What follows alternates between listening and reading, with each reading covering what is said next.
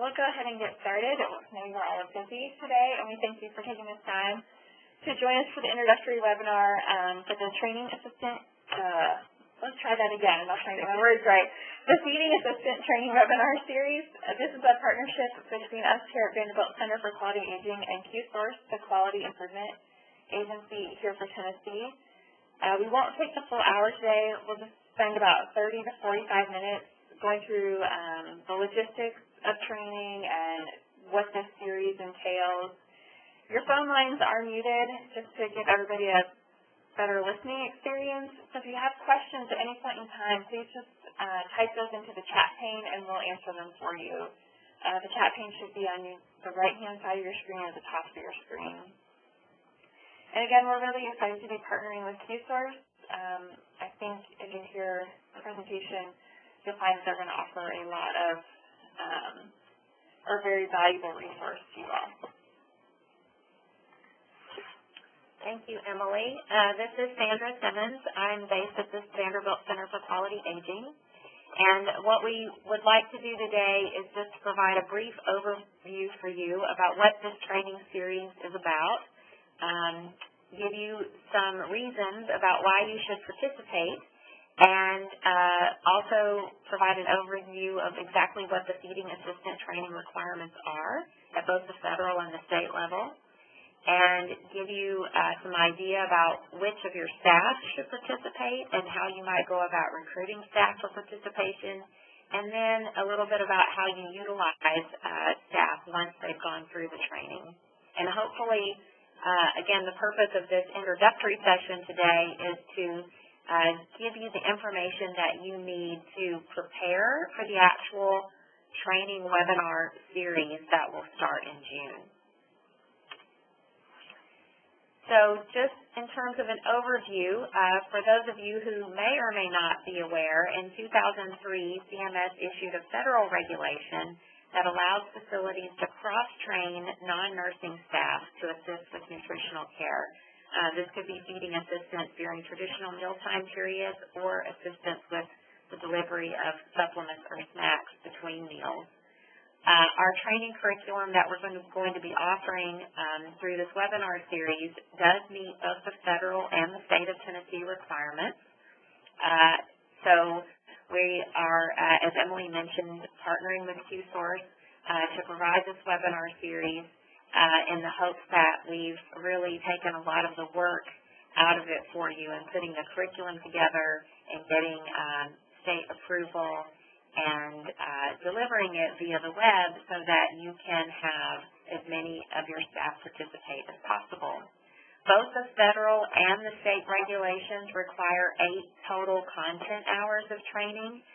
So that's why we wanted to have this informational webinar ahead of time, because once those 8 sessions start, you really need to have all the staff participate in those as part of the training. So we plan to structure the 8 content hours of training in 1-hour live webinar sessions that will be held each week for 8 consecutive weeks. However, after that initial 8-week live session series, all of these sessions will be posted on and accessible through the QSource Adam Alliance's Learning on Demand web platform. So if the dates and times that we choose for the live sessions don't coincide with your schedule or don't work for all of your interested staff, you will be able to access these same sessions via this Learning on Demand platform, at your own convenience. So why should your facility participate? We've been conducting research on nutritional issues in the long-term care setting for a number of years now, and we've done 2 previous projects directly relevant to the feeding assistant regulation and the training of non-nursing staff to help with feeding for nutritionally at-risk residents. And so I just want to share some of our findings with you.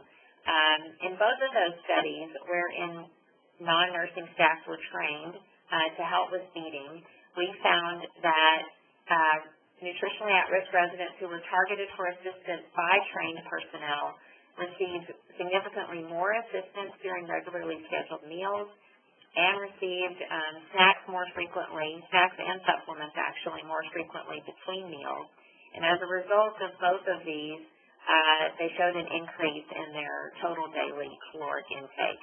So this really can have a significant impact on the amount and quality of the feeding assistance and supplement and snack delivery that happens on a daily basis for those residents who need it.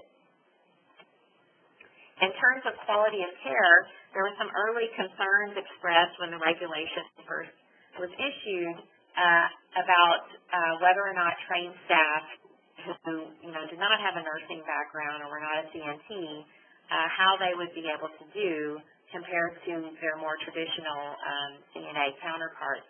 So we compared trained staff to CNAs on a number of different feeding assistance care process measures, and we found that trained staff consistently performed either as well as or in many cases better than their CNA counterparts in the same facilities, both during and between regularly scheduled meals. We provide a few examples in the table below. For example, trained staff offered residents a choice of fluids more often, which we know enhances fluid intake. They were also did a better job of socially interacting with the resident during the meal or snacks period, just having general social stimulation or social conversation. And we know that this not only encourages food and fluid intake, but also enhances the resident's quality of life.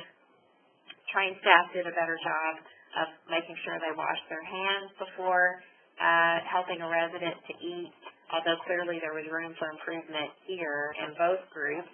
And they were also more likely to seat themselves directly across from the resident when they were helping them, as opposed to what you commonly see, especially if a nurse aide is helping somebody eat when they're still in the bed, where they have to kind of stand over them to provide assistance, which is not really an ideal way to do it, just in terms of a respect and dignity standpoint. In terms of staff morale, we also took the time to interview multiple levels of staff as part of these two previous projects. We interviewed CNAs, we interviewed the facility administrators, the director of nursing, and the registered dietitian. And each of these types of staff reported that having trained feeding assistants was helpful for a myriad of reasons. Each type of staff noted different things. We just highlight a few of the most common things here for you. Staff shared that they felt that having trained staff to help with feeding provided CNAs with more time to provide feeding assistance to other residents for whom they were responsible. The CNAs really struggled with basically having more residents who needed their attention during mealtime than what they were able to give. If they had 10 people that they were taking care of during a dinner meal and 5 of them needed their attention, then they really could only provide a very small amount of time for each of those people, whereas having the trained staff to help with maybe 2 of those people allowed them more time to spend with the other 3. CNAs also noted that it allowed them more time to respond or attend to other ADL care areas during mealtime. So, for example, somebody in need of incontinence care or a call light being answered, they were better able to do other things during the mealtime period, whereas before they would just have to, put those other tasks aside because the mealtime was so demanding. They also noted that it allowed staff to serve all residents while the food remained hot. So even just general meal delivery, irrespective of whether or not somebody needed help to eat, was more time efficient, and the food was served at a more appropriate temperature for everybody because of having extra people to help. And these last 2 were really mentioned more often by the administrator and director of nursing. This sense of increasing the accountability for all staff and an increased sense of a team care culture. This is really where the staff commented that having a number of different staff from other departments helping with this daily care task really gave everyone a sense of, we're all helping each other out, we're all in this together, and the CNAs didn't feel, quite so isolated or, have such a burden on them for this care task. So it definitely imbued a sense of a team care culture, which seemed to be positive for everyone. In terms of quality improvement, we just want to highlight a few ways in which this training is relevant to other quality improvement initiatives. First, the training itself reinforces the concept that many of you have probably already learned from the CMS recommended hand-in-hand training. It also aligns with the 10 Care Quilts Quality Measure B on culture change and resident quality of life. As we already mentioned, it meets the federal regulations related to nutrition and person-centered care. And we found, in fact, that in our recent study, 4 of the 5 community facilities who participated in training just happened to have a survey during the time that we were conducting the project in those sites. And all of them received positive feedback from the surveyors about the training program itself and, just how it was impacting the residents. But I think, for the most part, I think the surveyors were really just impressed that the facilities had taken the steps and made the effort to do the training because it's really kind of the most feasible way that most facilities have to maximize their existing staffing resources at a minimal, to no cost. So what exactly are the federal and state training requirements? Well, as I mentioned briefly before, both the federal and state of Tennessee training requirements include 8 content hours of training, and it is important for you to know up front that staff must complete all 8 hours to receive credit. So you can't really give them any type of feeding assistance care task assignment until they've completed all 8 hours of the content. These 8 hours are designed to cover 9 specific topics that are set forth by the federal regulation as well as the state of Tennessee. Essentially, the state of Tennessee requirements pretty much directly coincide with the federal requirements. Some states actually require extra, but the state of Tennessee is basically aligned with the federal criterion. There is an evaluation that is required, again, by both the federal and the state requirements following training, but this evaluation can be a performance evaluation, meaning that you observe someone feeding and do a performance evaluation on them about their skills, or you can also do a written evaluation. So you can do either or, and we, as part of the training, we will provide forms for each of these. So we will give you a performance evaluation form with instructions, and we have also designed a written multiple choice quiz that people can complete online at the end of training as well. So either one of those will work. In terms of documentation for survey, it's also important for you to know up front what you need here. You do need a copy of the curriculum materials. We will have a designated training website with all those materials posted on it. We've already created that website and posted some initial materials for you, which Emily will provide a review of at the end of the session today. And each time we do one of the live webinars, if there are additional materials related to those, we will post those. So that will give you a central location that you can go to download everything that you need just for your own files. You will need to keep an attendance log or some type of record of, who among your staff has completed the training. We have created an attendance log that you can use. You can, of course, create your own as well. But you will need a hard copy or some type of record in your facility that Mary Sue from housekeeping completed, each hour of content on the following date, sort of thing. So you need to be aware of that in advance. And you'll also need to keep a copy of their evaluation on file. So whether they do a performance evaluation or a written evaluation, you'll need to keep a copy of that as well. And again, we will make those forms available to you also. So in addition to the live webinars, as we mentioned before, the webinars will be hosted by the QSource Atom Alliance's Learning on Demand platform. So once we do the live webinar series, we of course would love for as many people as possible to attend those live sessions because you can interact with us in real time via the chat pane and, ask questions that way. However, we know that people have different schedules and other competing demands on their time.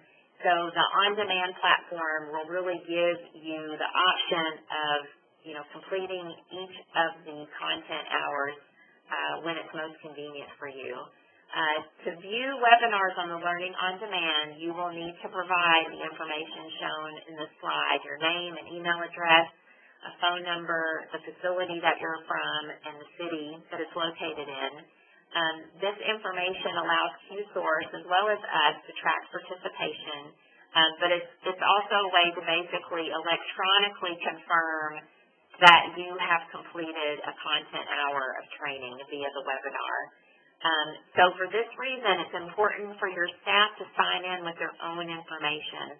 So for example, if you happen to be a staff developer at your site and you have personal login information for the Learning on Demand platform, and you have 3 people from housekeeping and 2 dietary aides who are going through training, you don't want to give them your information to use for signing in. They need to create their own login information.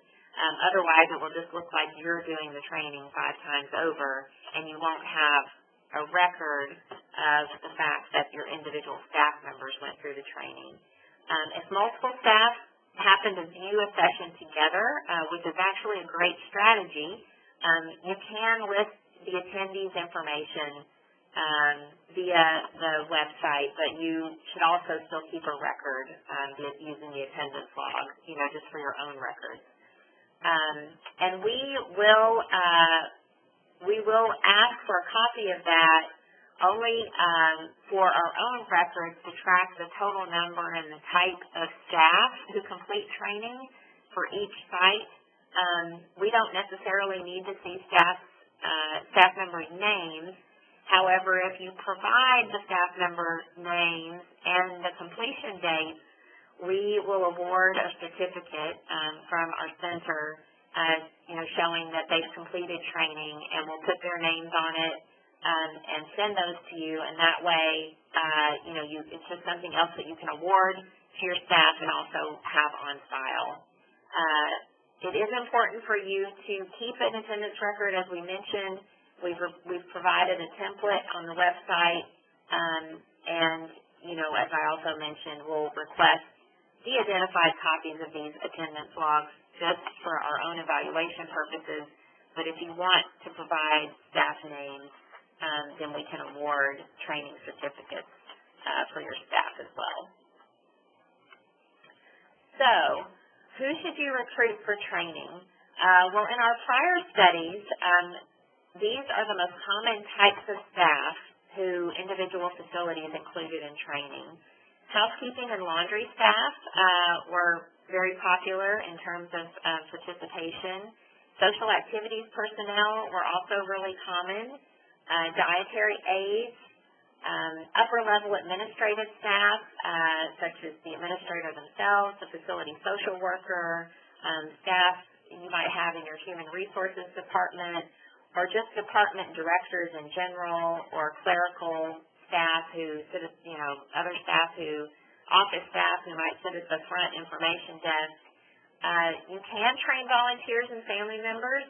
It's not a requirement by either the federal or the state regulation, but both regulations allow you to train volunteers and families if you so choose. And we should also mention here that CNAs are not required to attend this training, but we encourage you to include them as well, or at least share the training information with them. Many of the facility upper-level staff, the director of nurses in particular, in some of our prior community nursing homes that we did this training in, commented that they wish that they had included their nurse aides in the training because they thought it would have been a really good refresher for them about what good quality feeding assistance looks like. And in some cases, may have been much more detailed than what they received as part of their original CNA training related to feeding assistance and nutritional care.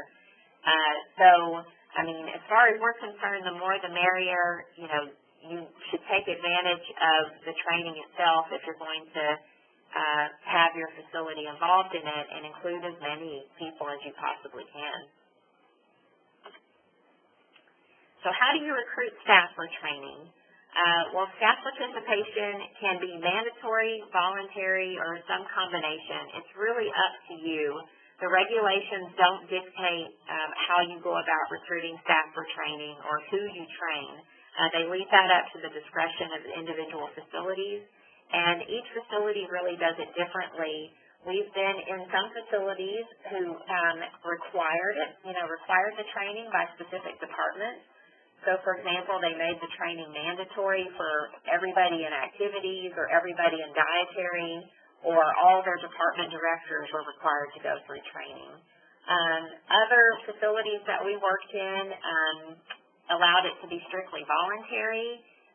To do this, we helped them to circulate flyers throughout the facility, and we've drafted a mock flyer that you can modify for your own facility and posted that on our project website as well. It's also helpful, I think, to make an announcement at your facility, staff meetings. If you have like a monthly meeting that includes everybody, we posted sign-up sheets in common areas, like right next to the time clock or the staff break room or other kind of key areas that staff, come into contact with a lot. So facilities, and you can use a combination of these two. You can require it, say, for all of your department directors, but then beyond that, ask for volunteers. It's really up to you. You can decide what works best for your facility, and this is really the key as to why we're holding this informational session now, even though the webinar series itself won't start until mid to late June, because we want to allow you time to recruit staff in your facility, to think about how you want to go about doing that and give you time to talk to those people and get them on board and ready for training. A little bit more recruiting advice. We suggest that you do allow approximately 1 month for recruitment efforts. It takes a while to get the word spread throughout your facility.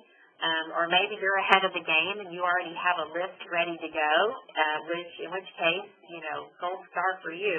Good job. We also suggest that you make a goal of training at least 6 to 12 employees.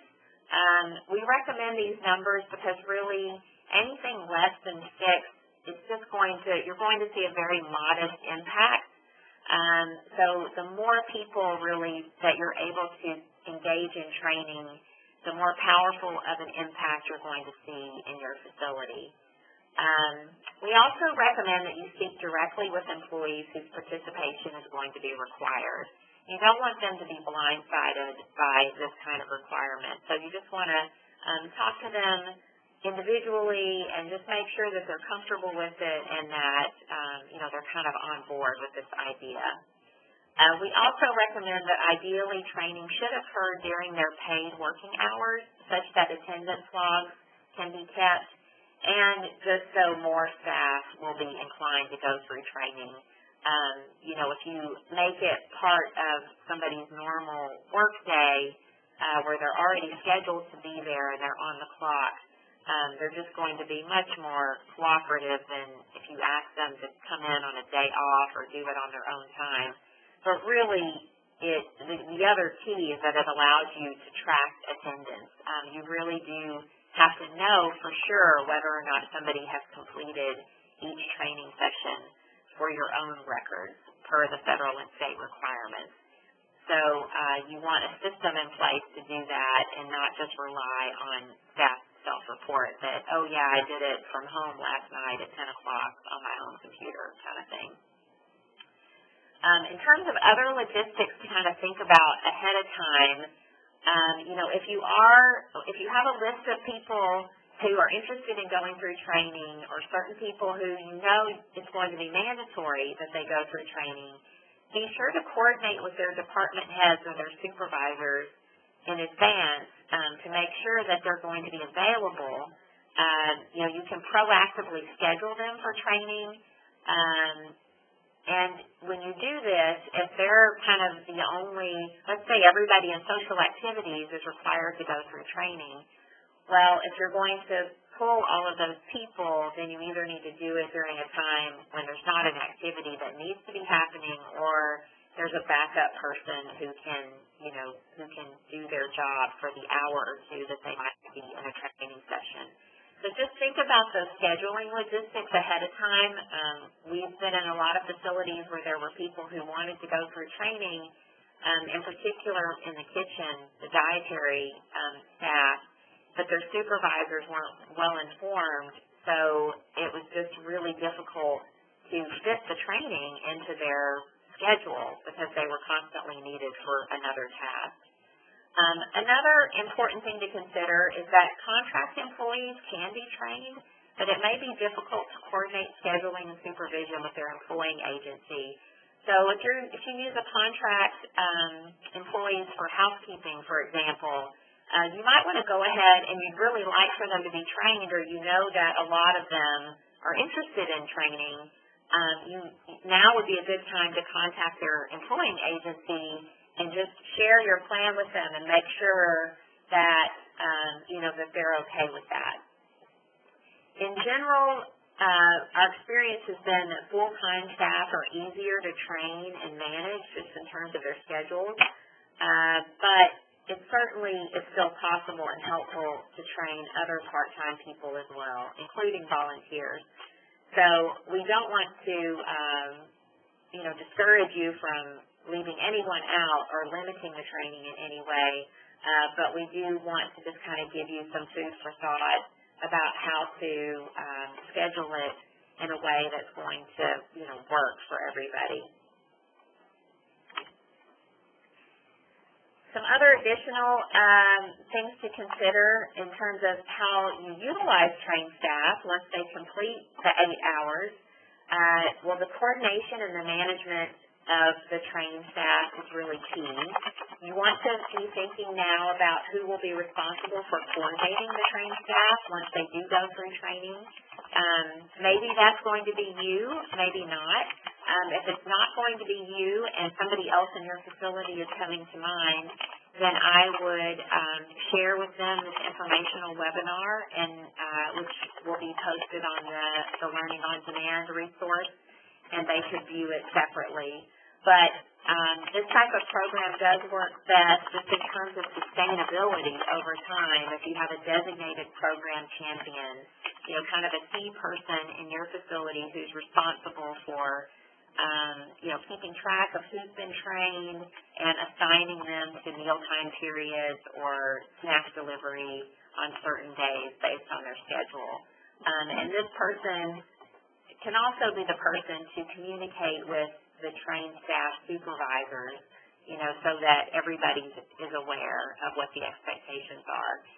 That way people don't feel like they're being told what to do by 2 different people, or that their feeding assistance task that they might be assigned post-training is competing with their other job role. You can also be thinking now about who and how you will select which residents are going to receive assistance from trained staff. Again, much like recruitment of staff, this is really up to your own discretion. We've had facilities identify residents with a recent weight loss and assign those to trained staff. Obviously, anybody who has feeding assistance care needs, whether it's supervision to full assist, can be assigned to a trained staff. You can identify people who have an order for caloric supplementation, which is the between meal delivery of snacks, or the traditional sit feed supplements like Ensure or Resource. Trained staff can be utilized in that way as well, making sure that people get between meal caloric supplementation when they need it. So some facilities have identified residents during mealtime who require the most time. So, like if you have somebody who requires full physical assistance and usually takes 30 to 45 minutes, trained staff and really needs that one-on-one intensive help. Trained staff can, be assigned to those types of residents so that nurse aides have more time to attend to the other people. But you can be thinking about those, those criteria ahead of time in terms of, who you think might benefit the most.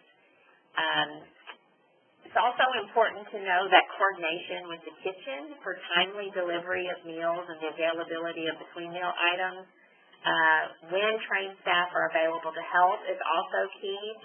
If you have somebody from housekeeping or activities who is willing to go through training and willing and available to help, let's say during lunch on Monday, Wednesday, Friday, well, they might only have that, 1 hour time frame to help from 11 to 12. And let's say you have 3 residents that you've assigned them to. Well, you want to make sure that the meal trays for those 3 people are ready when that trained staff member is ready. Otherwise, they might spend half that hour that they're available waiting around for the meal trays, and then they end up with 30 minutes to help instead of just an hour.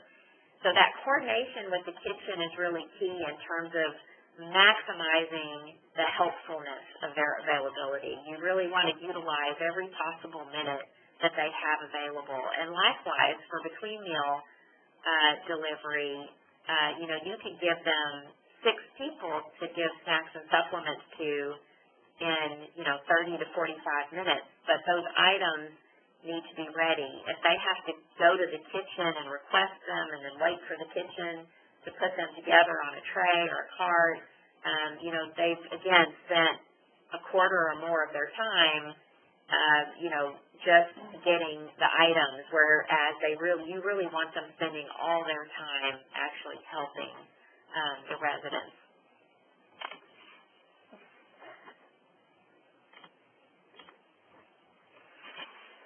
A few other implementation strategies and helpful hints for you to be thinking about. These are some things that we have found worked well in some prior facilities that we've done this type of training in. We found that cross-training housekeeping staff to assist during mealtime works really well because their carts can't be on the hall during the same time that meal delivery is happening anyway. So mealtime tends to be kind of a downtime for housekeeping personnel, which means that they don't have those competing demands on their time and allows them to help with mealtime assistance, much more so than between meal delivery, actually. Whereas social activities staff can do, they're really great to target for training because they can very effectively incorporate snack delivery with other organized group activities. And you get such a big bang for your buck here because they're already bringing people together for group activities anyway, and those activities tend to already involve a lot of social stimulation, which naturally enhances food and fluid intake. People tend to eat and drink more when they're eating in a group setting with other people. So you've got that going for you as well. And, you just add some high-calorie snack to an existing activity, and you've got, 10, 15 people getting extra calories in one shebang, one 1-hour time block. So that's a really excellent strategy that works extremely well. I think it's also important to keep in mind that really any type of staff can help with a myriad of other mealtime tasks.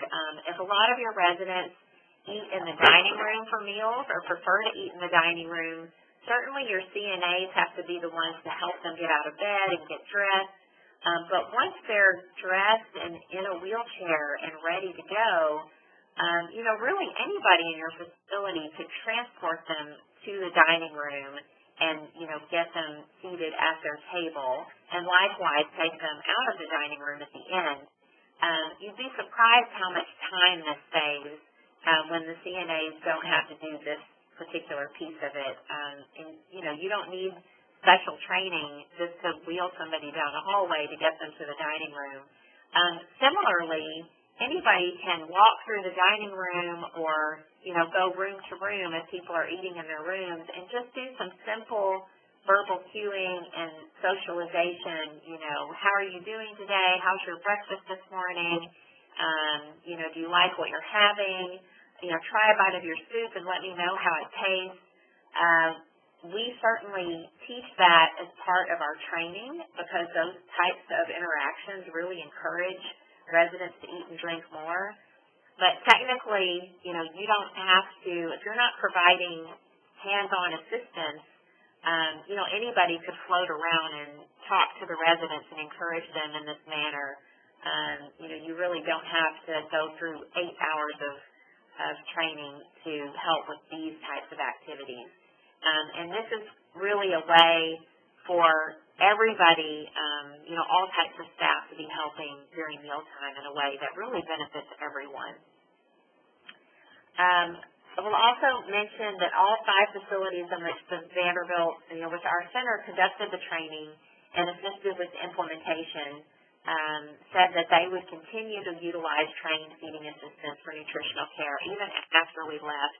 So even though we were doing the training as part of a formal research study, when we did our exit interviews with the staff at the end of the project, they all were very happy with the training program and, definitely were planning on continuing the program. They even wanted to expand it, do another round of training with more staff or extend the use of trained staff to other mealtime periods or weekends in addition to weekdays. So this type of program really can benefit your facility a great deal and can be, relatively easy to sustain over time. So this last slide just gives you some key contact information. I'll let Emily take you through this, and then you're welcome to ask us any questions via the chat pane, and obviously you can email or call us at any time as well. So I've just sent you through the direct link to the project website through the chat pane, and that's vanderbiltpfa.org. And this is where we try to keep it very simple and basic. You'll see a page with the session summaries for every session. But probably the page that is most important to you is titled Training Toolkit. And that's where we have all of the templates that Dr. Simmons was talking about. So a copy of the state-approved curriculum, a template attendance record, both as an Excel file and as a PDF, the written and performance evaluations, the mock flyer for recruitment, all the things as a key contact person or your staff developer will need to keep on record for state survey is on that page. So that's probably the most important place for you to look. If you're really, really excited and into it and you want to do some above and beyond research or just look at even more resources, we have an additional resources page that includes implementation guides by ACA and the Pioneer Network, and also our related research materials. So we have a question, does this education expire as far as needing to re-educate participants yearly, every 2 years, et cetera? No, I don't think so. That's a very good question. I'm fairly certain that you don't have to repeat it, but I think we should confirm that via both the federal and the state regulation. But from what we've done historically, there has not been an expiration. Now that said, the more common challenge in many facilities is turnover, in that you you train 10 people, and then a year later, only 3 of them are still there at your facility. So I think there's some natural retraining that, happens. That's really been our more common experience, is that if we're in a facility for 6 to 12 months, we will typically do at least 1 round of training, and sometimes 2, not only to accommodate more staff, but because, some of the staff who were trained initially are subsequently not there. So, to my knowledge, it does not expire, but we will be sure to confirm that. This is like a good group. We've got questions. It's exciting. Are there specific restrictions on the type of diet that can be fed by these assistants? That's also a very good question. There are not restrictions on the type of diet. So somebody with a modified texture or, puree diet can be fed by a trained person, and that is part of training. Somebody can have a diagnosis of dysphagia and still be fed by a trained person.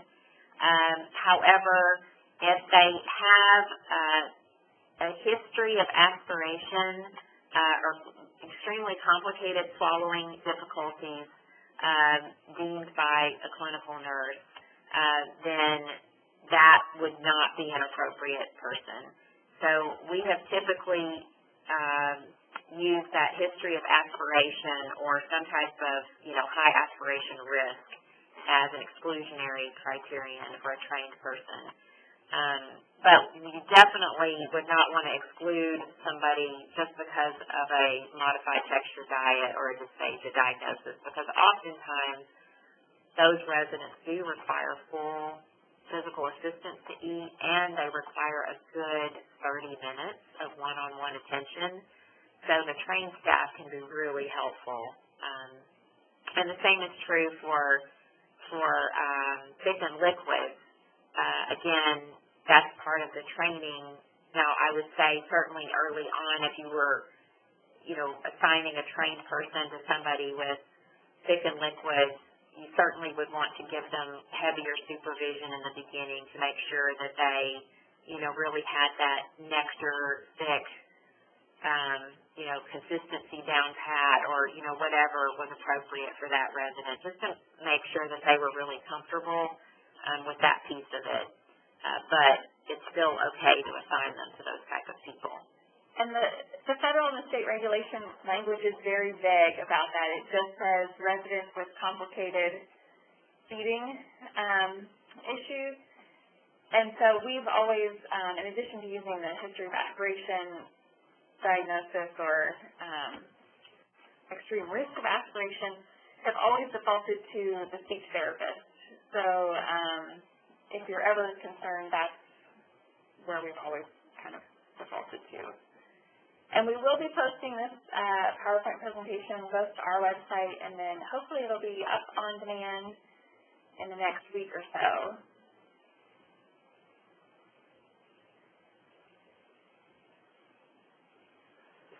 Are there any other questions that we can answer at this time? If you start looking at the project website or start with recruitment efforts in your facility and you hit some sort of snag or you think of another question, feel free to email or call us. We're happy to help guide you through this step so that you're well prepared for when the sessions start in June. We have not yet identified the specific dates and times for June.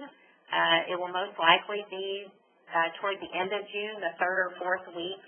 Our plan is to probably identify a specific day and time slot and then just keep that the same for 8 consecutive weeks, like a Tuesday at 2 or something like that. But we'll see how that works. And again, each time we do a live webinar, that session will then, within the following week, be posted on the Learning on Demand be a Q source so that it will be available to you.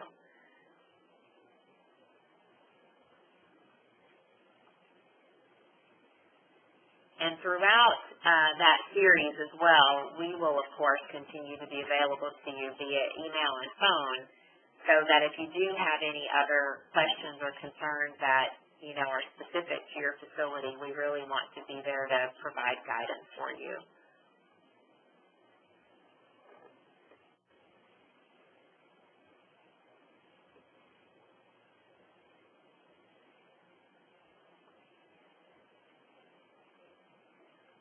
I will say one last thing about the diet orders. It's interesting, we spend a lot of time on diet orders as part of the training, and we were extremely conscientious about that when we were doing this training and monitoring the feeding assistants and residents' intake as part of our research studies. And we actually found that the trained staff were so much more careful about giving residents the right diet, foods consistent with their diet orders. They actually did a much better job at that than the certified nursing assistants in the same facilities. And there were many times, actually, wouldn't you say, Emily, where the trained staff were the ones who were correcting the nurse aides, like, hey, she's not supposed to have that. So I think, we emphasize that a lot in the training. And again, it's kind of a good reason to include your nurse aides in the training if you're able to, because it really does serve as a good reminder to them about, how the importance of the diet order and the reason for it being there, and, which foods, especially for between meal snacks, which can be kind of challenging.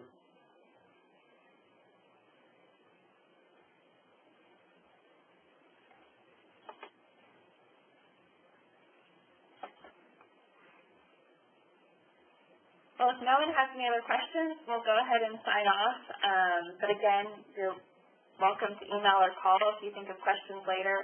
And as soon as this presentation is posted on demand, I will send you a follow-up email with the link to that, as well as the PowerPoint slides. And then as soon as we have the date set for the full 8-hour series, I'll get those out to you as well. Thank you so much for joining us today and for your interest in this series. We hope to see you back soon in June, and we just really appreciate your time. We know everybody's extremely busy. Thanks again.